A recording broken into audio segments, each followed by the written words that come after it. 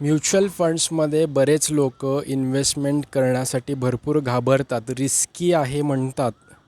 Mutual funds are subject to market risk. पण त्यापेक्षा मोठी रिस्क तुम्हाला सांगू का? जे लोक म्युच्युअल फंड्स इक्विटीमध्ये इन्व्हेस्टमेंट करत नाहीत ते लोक सर्वात मोठी रिस्क घेत आहेत. ऐकून आश्चर्य वाटतं ना? थोडक्यात मी तुम्हाला एक्सप्लेन करणार आहे. अकाउंटला पहिला फॉलो करायचं आहे, कारण अशी कंटेंट तुम्हाला कुठल्याही दुसऱ्या अकाउंटवरती भेटणार नाही. रील फॉरवर्ड करायला विसरू नका. म्युच्युअल फंडमध्ये रिस्क असतो का?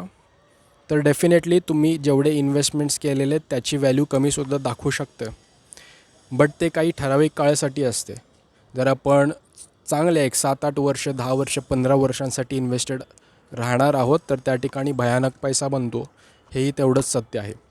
आज इन्व्हेस्टमेंट करून लगेच 6 महिन्यात आपण एक्सपेक्ट करत असेल तर ते 100% रिस्की आहे, चुकीचं आहे.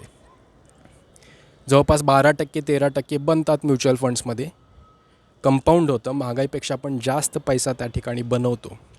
पण जे लोक इन्व्हेस्टमेंटच करत नाहीत त्यांचं एकतरी कंपाऊंडिंग पण होत नाही, पैसासुद्धा बनत नाही.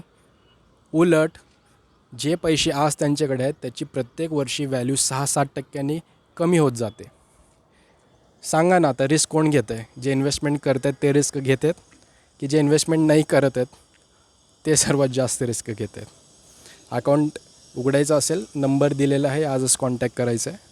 लवकरात लवकर SIP चालू करायची आहे, कारण सुरुवातीच्या 5 वर्षातच भरपूर युनिट्स म्युच्युअल फंडचे तुम्ही गोळा करणार आहात. माहिती घ्या, अकाउंट उघडा, SIP चालू करा. Thank you very much.